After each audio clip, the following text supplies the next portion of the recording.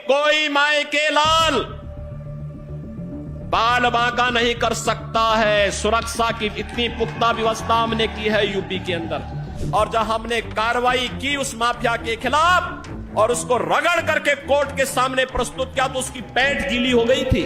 और तब हमने कहा था उस समय उसको, हमने कहा था कानून को रौंदने वाले, आज कानून कितना बड़ा होता है यह एहसास हो रहा है कि नहीं हो रहा है। और निर्दोष लोगों को मारोगे तो मिट्टी भी नहीं मिल पाएगी। जिनकी गर्मी हम शांत कर चुके हैं उनको गर्म मत होने दीजिए।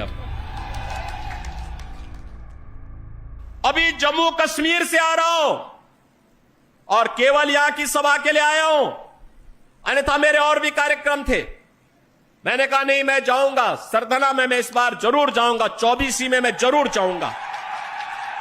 और बहनों भाइयों, मैं इसीलिए आया हूं आपसे कहने के लिए, जो लोग गुमराह कर रहे हैं उनके गुमराह में आने की आवश्यकता नहीं। ये लोग कभी नहीं आएंगे। फिर जाति के सौदागर उपयोग करेंगे, बाद में सौदेबाजी करके गायब हो जाएंगे। हमें किसी भी ऐसे व्यक्ति के बहकावे में नहीं आना है जिससे हमारा राष्ट्र धर्म खतरे में आए। याद रखना, इस देश के राष्ट्र धर्म को हमेशा खतरा जब भी आया है इन्हीं लोगों के कारण आया है, जिन्होंने जातीयता के आधार पर समाज के सामाजिक ताने बाने को छिन्न भिन्न किया है, हमेशा छिन्न भिन्न किया है। और बहनों और भाइयों, मैं आपको इस बात के लिए आश्वस्त करता हूं कि कोई माए के लाल बाल बांका नहीं कर सकता है। सुरक्षा की इतनी पुख्ता व्यवस्था हमने की है यूपी के अंदर। आज आप देखते होंगे बड़े बड़े दुर्दांत माफिया और अपराधी किस कदर उनकी दुर्गति हो रही है। आप देख रहे होंगे जिनके नाम से ही लोग कर्फ्यू जैसा माहौल होता था, आज उनकी दुर्गति क्या है हर व्यक्ति देख रहा है। इन माफिया और अपराधियों की स्थिति क्या है आप रोज सोशल मीडिया के प्लेटफॉर्म को उठा करके देखते होंगे। एक दुर्दांत माफिया ऐसा भी था बहनों और भाइयों, जब आज समाजवादी पार्टी की सरकार के समय चलता था तो मुख्यमंत्री हो या मुख्य न्यायाधीश, इन सब के काफिले रुक जाते थे और माफिया का काफिला निकलता था।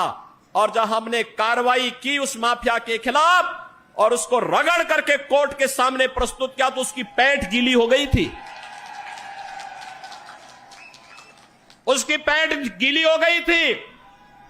और तब हमने कहा था उस समय उसको, हमने कहा था कानून को रौंदने वाले, आज कानून कितना बड़ा होता है यह एहसास हो रहा है कि नहीं हो रहा है। और निर्दोष लोगों को मारोगे तो मिट्टी भी नहीं मिल पाएगी। और बहनों और भाइयों, इसीलिए मैं आया हूं आपसे कहने के लिए,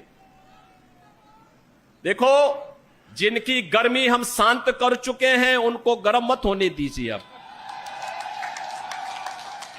इस क्षेत्र को विकास की मुख्य धारा के साथ जुड़ने दो। उनकी सबकी गर्मी शांत हो गई है, वे गए काम से।